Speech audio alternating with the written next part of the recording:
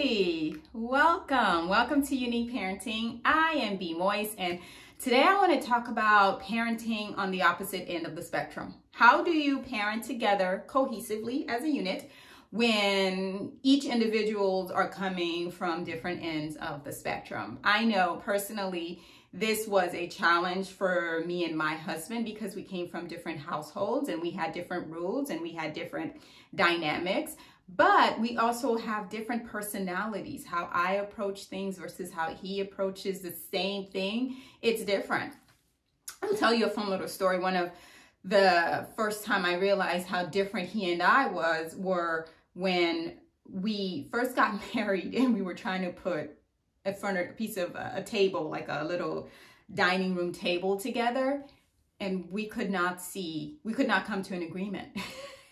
Because I'm one of those that's like, let's just get into it. Let me just kind of figure it out. And if it doesn't fit, I'll do something else differently later. And he's more of a, let's lay out all the rules. Let me read it a couple of times and then we can jump into it. So we did eventually put that table together, but it was definitely a big eye-opening moment for me where I realized, oh, wow, how can we be looking at the exact same thing, but definitely have two complete different approach to it?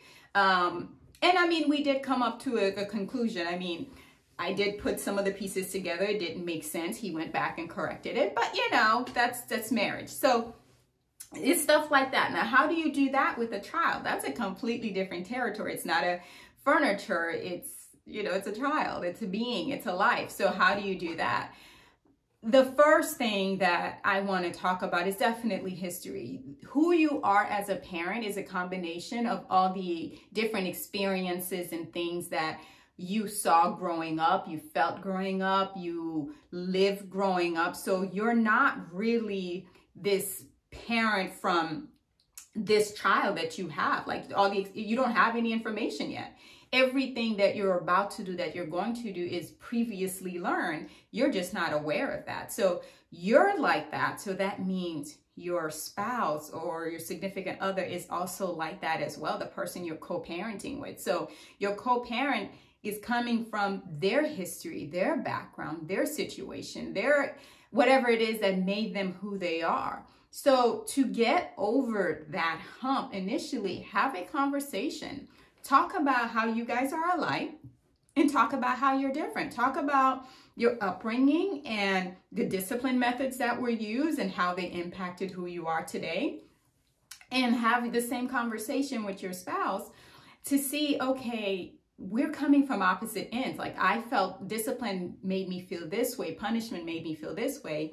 And now I don't want to do that to my kid. If you talk and communicate about it, that is less likely to be a hurdle. It doesn't mean it won't make an appearance, but it's less likely to be a hurdle because now you'll understand, oh, you're parenting this way because you were parented that way and it made sense to you. It doesn't make sense to our situation right now. So, you know, talk about your past, come together, have a conversation so that you two are on the same page. Second thing is understanding that children can be psychological triggers. Children can definitely bring feelings and emotions and things in you that you didn't even know existed. You know, they were a part of you, but you had no idea. So when a child brings up some kind of psychological trauma that you aren't aware of, you're going to parent from that traumatic experience. Trauma has a way of hiding and making its appearance when it's needed or when it's to keep you safe, to protect you. So if you're parenting from that space and you're not even aware of it, that's going to look bad or negative from your spouse because it's going to look like an overreaction. And it probably is because trauma is an overreaction to protect itself.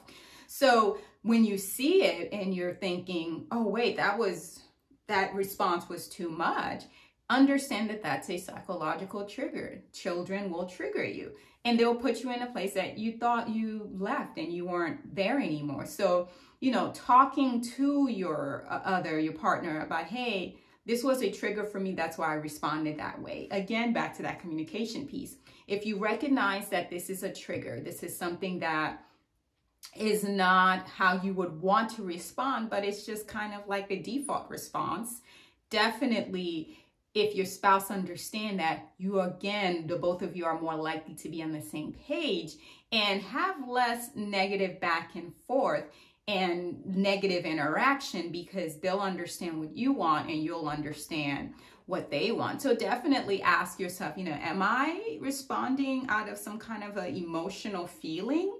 Or is this really something that is a life-threatening emergency? And more than likely, it's not, especially if it's, trauma-induced or something like that. Like, just make sure that your spouse understands that and that you also understand your triggers. And lastly, it's great to talk, but sometimes you need someone to intervene. You need somebody, a third party objective view perspective, to kind of set things straight and realign the misalignment of the communication pattern of the relationship. So there's lots of people out there, they come in way of parenting coach. Hello. They come whether from a book, therapists, psychiatrists, psychologists, marriage counselors, podcasts. I am a huge podcast person. I love to listen to podcasts.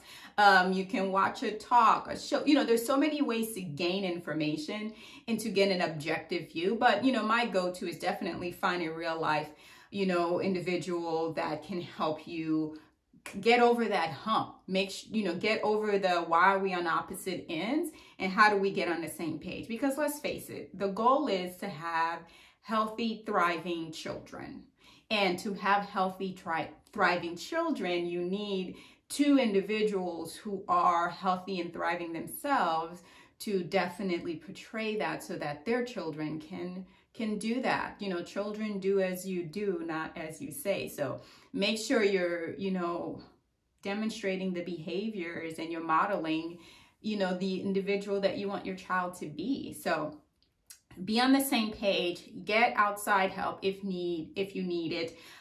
Talk about it, communicate often, recognize your past trauma and psychological triggers that is, making you respond the way that you are, and be mindful that you came from two different households with two different environments and information, and that's going to affect the way that you parent and the way that you discipline and have a conversation about your child. So those are my advice. Thank you for joining me.